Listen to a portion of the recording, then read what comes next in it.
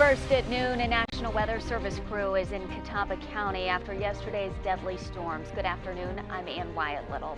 That crew traveled from Greenville, South Carolina to determine if a tornado did in fact touch down in Claremont yesterday. Queen City News reporter Savannah Rudisell is live in one of the hardest hit neighborhoods in that area. And Savannah, the damage is quite extensive behind you.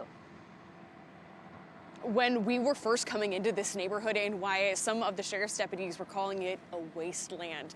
It's very difficult to see that there's just neighbors' belongings thrown about all across. I mean, at this point right now, the ground in front of us, the shingles off of roofs just kind of looks like confetti was thrown across. Now, even here over on this side, almost an entire roof torn off is seemingly in its entirety from the house in front of it. It just kind of slipped off the backside.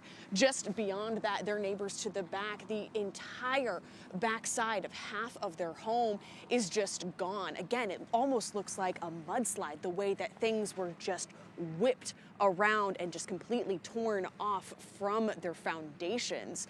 We were talking with some of the neighbors, and they say as hard as it is to see their items and their belongings and truly part of the foundation of their home gone, what they're really mourning right now is the loss of one of their neighbors. I just spoke with a man who said that he had to pull two people from the pile of rubble. One of them, he says, was dead. Another one still critically injured.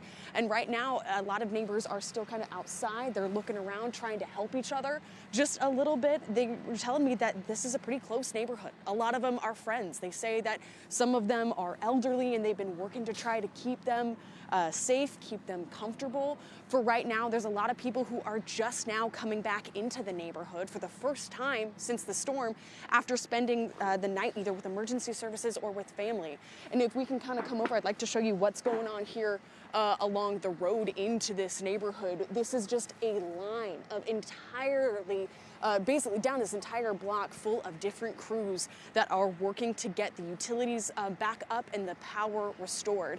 As we were driving around Claremont this morning, we saw that there were different staging areas of multiple crews, contractors, any kind of lineman who was available, just ready to go. And they've gotten in here probably within the last hour or so and already have gotten right to work. We know that there are still hundreds of people without power. One person is dead. 4 others were injured in the storm. We just got that word from officials. And one person at least still critically injured. Again, as I'm talking with neighbors a little bit more today, they say that some of them got home right as that storm hit, and they said at least they're glad they were. One man that we spoke to yesterday as well said that he had lost his dog at some point, did not know where, but we'd like to tell you now that caught up with him this morning, said that the dog came back 3 hours later without a scratch on him, just really shaken up. So for the rest of the day, we know there's going to be a lot of cleanup efforts, a lot of healing, as well as mending the homes. Reporting live in Claremont, Savannah Rudisell, Queen City News.